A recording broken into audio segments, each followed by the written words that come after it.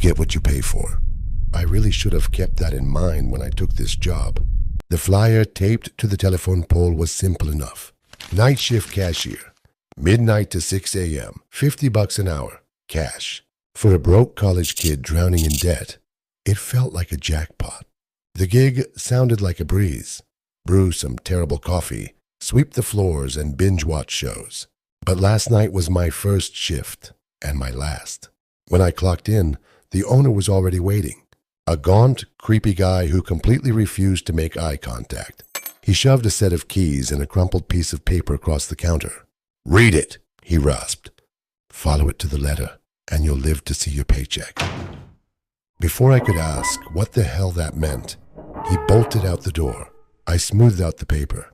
Rule number 1, the front doors lock at 12:30 a.m. sharp. If a customer needs something, use the reinforced night window. Never open the doors, not even if they beg, cry, or scream that they're bleeding out. Rule number 2, a rusted black Ford will pull up to pump number 4 at exactly 2 a.m. They will honk 3 times, take a $20 bill, walk outside, and slide it through the crack in their window. But do not look in the rearview mirror. Rule number 3, if the old radio on the counter turns itself on and starts playing Mr. Sandman, hide under the register immediately. Cover your ears. You will hear wet footsteps. I chuckled. Honestly, I figured it was just some hazing ritual for the new guy. Just a sick joke, until the digital clock hit 2:03 a.m. 3 blares of a horn shattered the dead silence. My stomach dropped. I looked out the window. A rotting black Ford idling at pump 4, pitch black inside. My hands were shaking uncontrollably as I grabbed a 20 and pushed the doors open. It was freezing and the air smelled like rotting meat. I power walked to the driver's side. I reached out to slide the cash through the tiny crack in the window.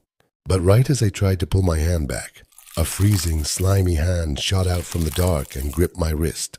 My eyes locked dead onto the side rearview mirror. The reflection staring back wasn't the driver. It was me, but smiling. I stumbled back, scrambled inside, and slammed the deadbolt shut. I was hyperventilating. And then the old radio crackled to life. The distorted melody of Mr. Sandman started playing.